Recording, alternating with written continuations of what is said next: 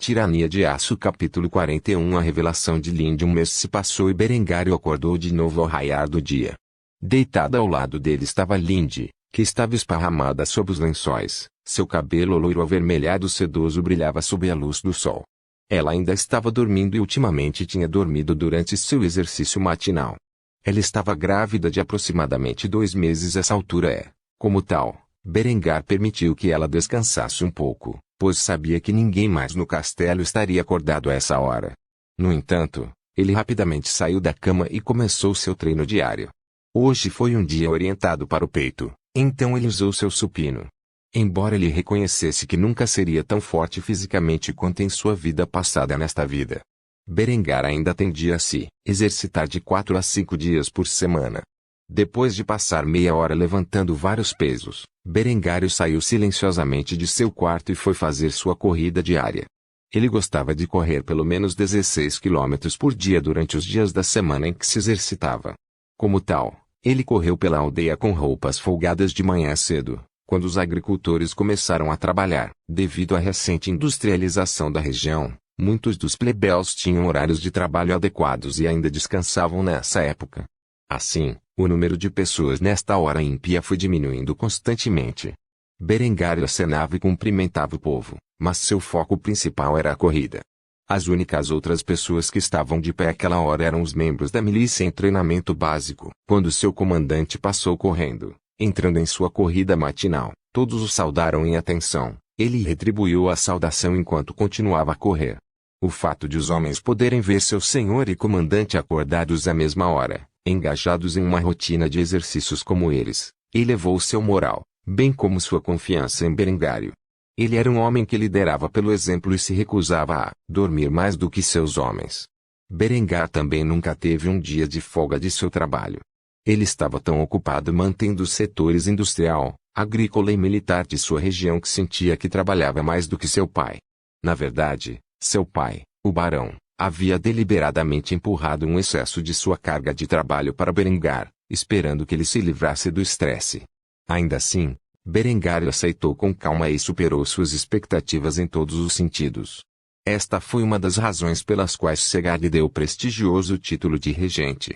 Berengário prosperava quando estava ocupado. Ele não era um homem que pudesse lidar bem com o tempo ocioso. Quando Berengário tinha folga, ficava entediado e sempre encontrava algo para fazer quando estava entediado.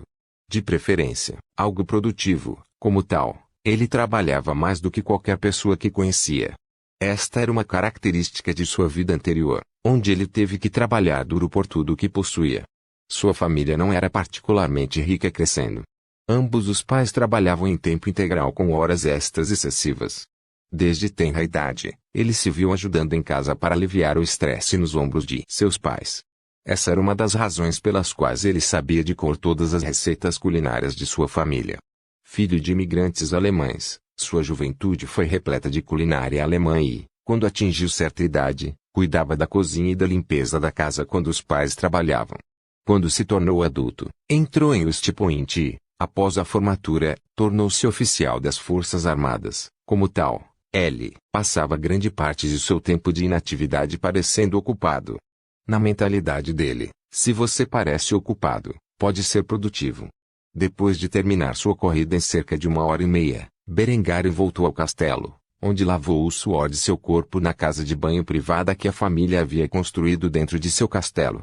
Depois de sair do banho, mais de 2h30 se passaram, desde que ele acordou, e ele planejava fazer algum trabalho em seus aposentos. Ele voltou ao seu quarto para descobrir que Lindy ainda estava dormindo. A essa altura, os criados estavam bem acordados e ativos em todo o castelo. Até mesmo os membros de sua família estavam fora de casa. O fato de a jovem ainda estar em seu quarto significava que havia um grande risco envolvido em retornar aos seus aposentos neste momento. Berengário foi até a cama e entrou com a Lindy. Ele decidiu provocar a garota e acariciar seu corpo nu até que ela acordasse. Ela imediatamente o sentiu agarrando seu busto celestial, e um sorriso se espalhou por seu rosto enquanto ela fingia dormir. No entanto, quando Berengário sussurrou em seu ouvido: "Já passa das 7h30. Se você continuar dormindo, minha família vai te encontrar aqui." Lindy imediatamente se levantou e saiu da cama. enquanto sacudia as mãos dele para longe de seus seios. Mestre, por que você não me disse que já era tão tarde? Berengar riu enquanto a observava vestir a camisola da noite anterior, com um grande sorriso no rosto. Você precisa dormir, então eu decidi deixar você descansar. Depois de vestir a camisola, a moça beijou-o nos lábios antes de fugir de seu quarto em segredo, voltando cautelosamente para seus próprios aposentos, certificando-se de que ninguém soubesse que ela havia passado a noite com Berengário. Se Berengário não a tivesse acordado, ela certamente teria dormido o suficiente para causar um escândalo. Felizmente, seu amante estava cuidando dela. Depois que Lindy saiu do quarto, Berengar passou o resto da manhã analisando seu progresso. A essa altura, a formação da segunda bateria de artilharia tinha precedência sobre as fileiras do batalhão de infantaria. A maioria dos novos recrutas foi colocada na segunda bateria de artilharia, enquanto a fábrica de armas começou a enviar canhões de 12 libras. Ele agora tinha mais canhões do que canhoneiros, o que ele supunha ser um bom problema de se ter, devido ao aumento da mão de obra. Ele conseguiu formar a segunda linha de produção de aço na metade do tempo da primeira, e já estava em plena operação. Com o aumento da produtividade das minas depois que os von Kufstein as confiscaram da família de Ulrich, a siderúrgica poderia dobrar sua produção. Qualquer aço que ultrapassasse sua capacidade de produção era vendido a um preço justo aos contatos que ele havia feito durante sua cerimônia de noivado. A armadura que ele projetou foi produzida em grande número para suas tropas, e um total de um quarto disso. Seus soldados estavam agora equipados com armaduras de meia placa de grau de munição. Depois de investir na importação de materiais e estabelecer o uso de invenções como a mula giratória, ele agora era capaz de fazer roupas para camponeses nobres a um preço justo, confiando principalmente na produção local. Foi apenas a moda super luxuosa que lhe custou um belo centavo para fazer. Felizmente ele ainda conseguiu vendê-los com bastante lucro, ampliando assim os cofres já cheios do baronato de Kufstein. Hoje foi um dia importante para Berengário. 2 de seus esquemas seriam plenamente concretizados neste dia. Ao longo do mês passado, o marechal foi envenenado lentamente pelos espiões do jovem senhor a ponto de estar muito perto da morte. Uma ligeira overdose hoje livraria o mundo de um dos aliados mais poderosos de Lambert. Embora os médicos tivessem verificado o homem, em última análise, eles não conseguiram descobrir a causa do que o afligia. O segundo esquema era muito mais importante a longo prazo e se concretizaria neste dia. Lindy estaria informando a família que estava grávida do filho de Lambert quando, na realidade, era de Berengar. Desde a noite da cerimônia de noivado de Berengário e dela, ela evitara Lambert ao máximo. O menino havia se aproximado dela várias vezes pedindo que dormissem juntos, mas ela continuava recusando. Como tal, Berengário chegou pontualmente à mesa do pequeno almoço, onde esperou pacientemente que Lindy lhe desse a notícia. Depois que a família desfrutou de sua refeição por algum tempo em paz, a jovem finalmente soltou a bomba sobre a família. O rosto da garota instantaneamente ficou confuso enquanto ela falava suas palavras. Tenho um anúncio importante a fazer. Depois de uma pequena pausa que despertou o interesse de todos, Lindy olhou para Berengar, depois para Lambert e depois de volta à mesa onde estava a refeição. Finalmente, ela deixou escapar o que foi instruída a dizer, menos um detalhe muito crítico. Estou grávida. Do ponto de vista de Berengário, a menina visivelmente não mencionou que era filho de Lambert, mas isso não impediu a família de ficar chocada com a revelação e assumir que era de Lambert.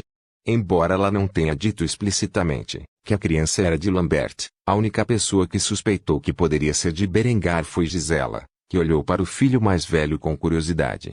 Embora Berengário tente fingir surpresa, Gisela sabia quando o filho estava mentindo e, naquele momento, conseguiu adivinhar corretamente que a criança era, na verdade, de Berengário, não de Lambert. Lambert ficou a princípio em choque quando ouviu a notícia. Ele precisava esclarecer a questão. Você está grávida. Lindy assentiu em resposta. Segard, por outro lado, interrompeu e fez sua própria pergunta: é do meu filho? Lindy franziu a testa com o comentário e respondeu honestamente quem mais seria o pai. Com isso dito, um sorriso apareceu nos rostos de Lambert e Segard. Eles ficaram animados com a notícia e mal podiam esperar para fazer um casamento. Por um lado, Lambert estava feliz porque isso solidificou Lindy como sua mulher, mesmo que ela não estivesse dormindo com ele. Ninguém mais estava. Como tal, ele poderia ser considerado o único homem a dormir com a linda jovem que era considerada uma das 3 beldades celestiais da Áustria. Por outro lado, Segar estava feliz por ter um neto, que ele esperava poder ver antes de morrer. Ele também não tinha grandes expectativas de sobreviver à guerra que se aproximava. Os dois estavam completamente inconscientes de que a garota nunca admitiu diretamente que Lambert era o pai, afinal, Segar tinha outro filho. Lambert tentou abraçar Lindy em resposta à notícia, mas a garota deu um tapa no rosto dele na frente de sua família e gritou com ele. Quem disse que eu te perdoei? Rapidamente, o menino voltou a se sentar em silêncio. Berengário tentava conter o sorriso malicioso. Ele realmente tinha crescido no papel de um sádico nos últimos meses, pelo menos quando se tratava de seus inimigos.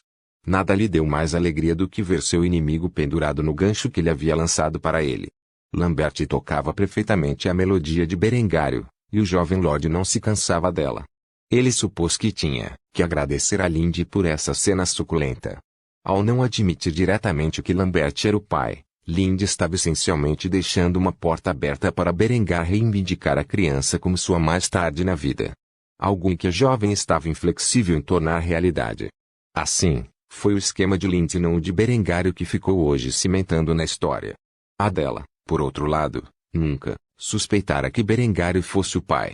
Apesar do fato de Lindy ter declarado abertamente guerra à jovem e disputado as afeições de Berengário ultimamente, ela tinha fé suficiente em seu noivo para que ele não fizesse tal coisa pelas costas dela.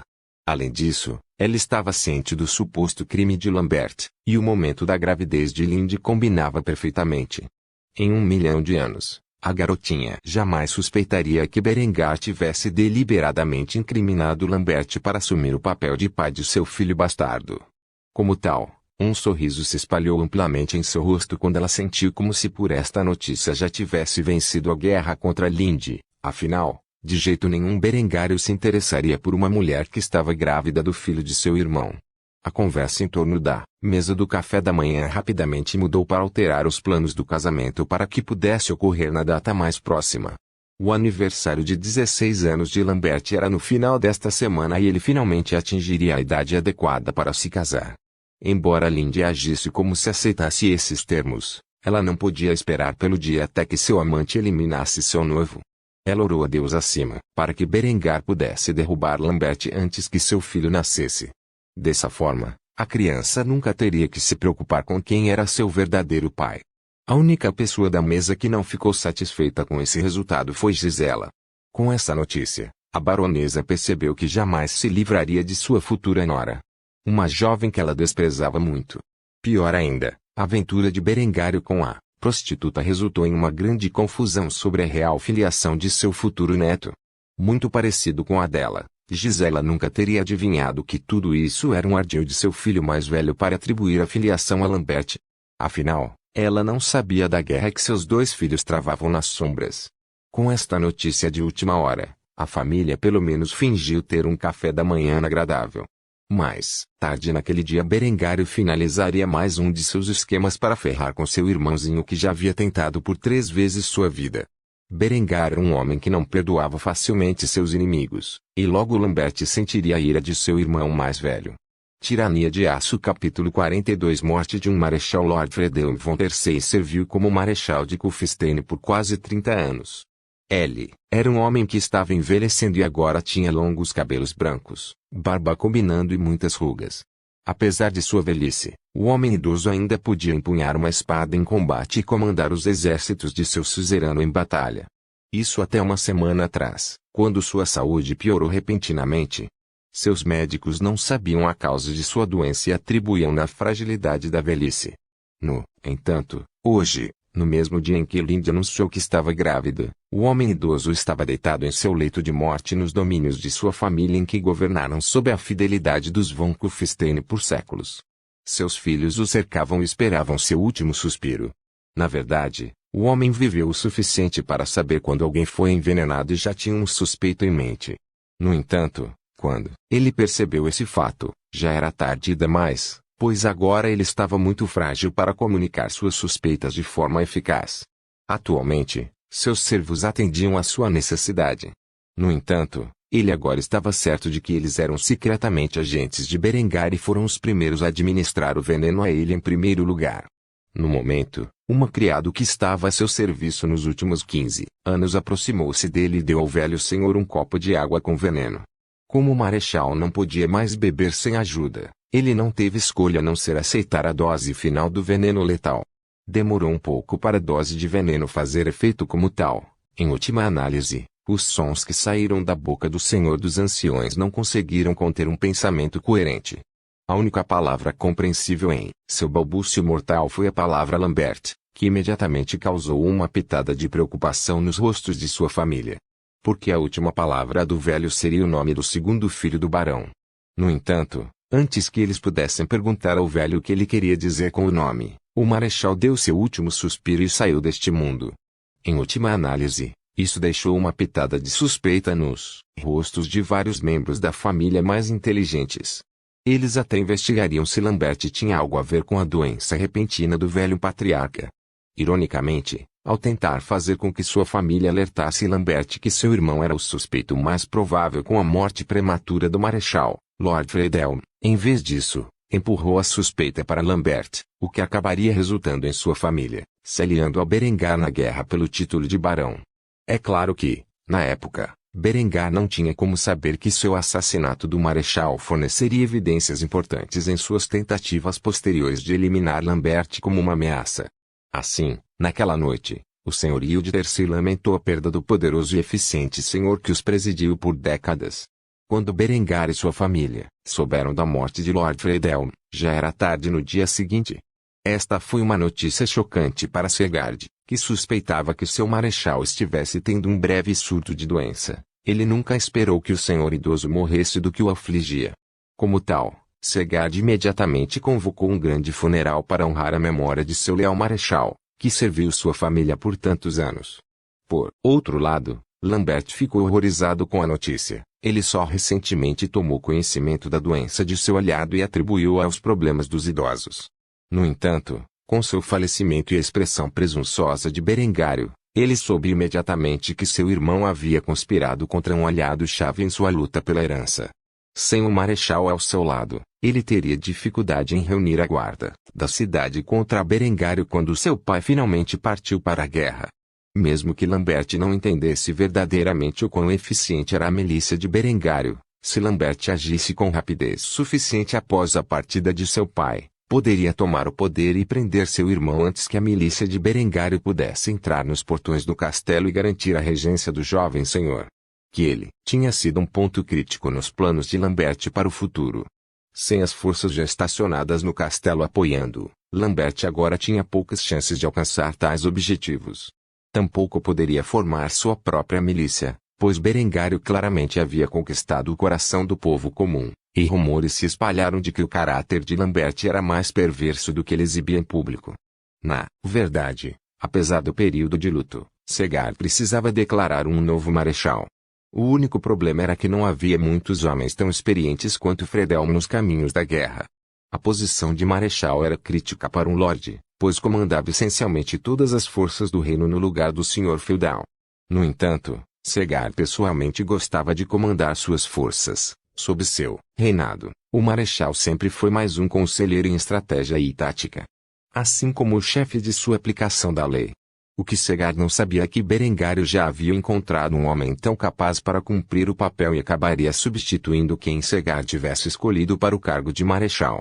Atualmente, Segard estava em reunião com Berengário discutindo o papel do marechal e quem deveria ser indicado.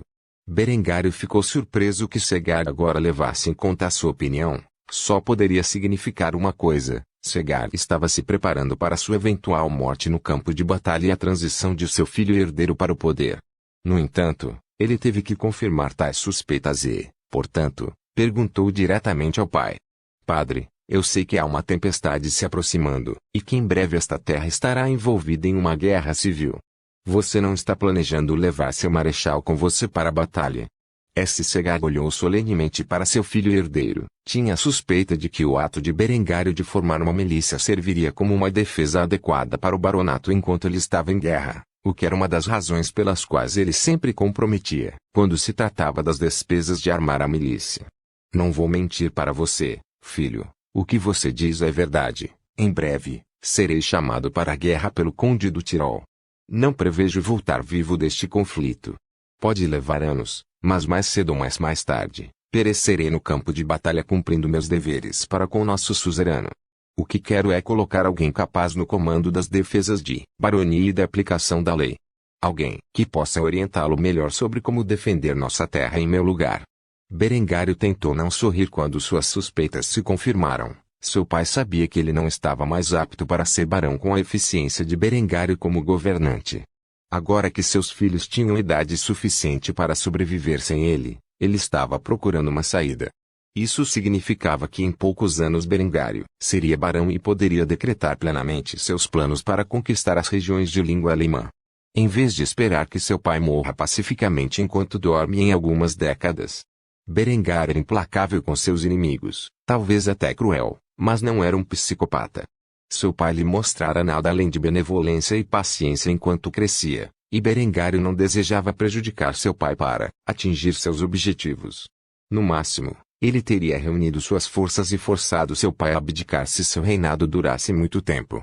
Com o pai padre, eu conheço um homem que talvez seja mais material para um marechal do que o falecido Friedel. Segard ergueu os olhos de sua lista de candidatos e fitou Berengário nos olhos. Ele pessoalmente não estava ciente de tal homem em seu reino. Você faz? Berengário assentiu enquanto fazia sua sugestão. Eckhard, ele é um cavaleiro ungido e um veterano de muitas batalhas. Instrumental na derrota das forças de Ulrich em Minington.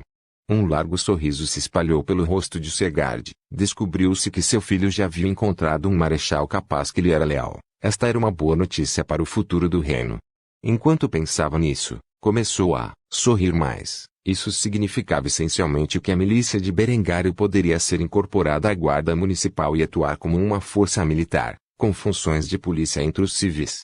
No mundo anterior de Berengário, tal força seria referida como gendarmerie. Seria uma força bastante eficiente na defesa do território de sua família quando ele estivesse em guerra. Como tal, aceitou imediatamente a sugestão de Berengário. Muito bem, nomearei Eckhard marechal do reino depois do funeral de Friedel. Incorporaremos sua milícia à guarda da cidade, e ela atuará como a força defensiva do baronato e como sua aplicação da lei. Berengário ficou extremamente satisfeito com esta notícia. Eliminando Friedel, ele havia garantido que uma unidade de suas forças estaria estacionada no castelo e leal a ele. Se Lambert tentasse causar problemas no início de sua regência, não terminaria bem para seu irmão mais novo. Com um único assassinato, Berengário enfraqueceu muito a capacidade de Lambert e seus aliados de prejudicá-lo. Lenta mas seguramente, as marés estavam virando a seu favor. Em breve ele seria capaz de terminar essa guerra de intrigas e garantir seu reinado.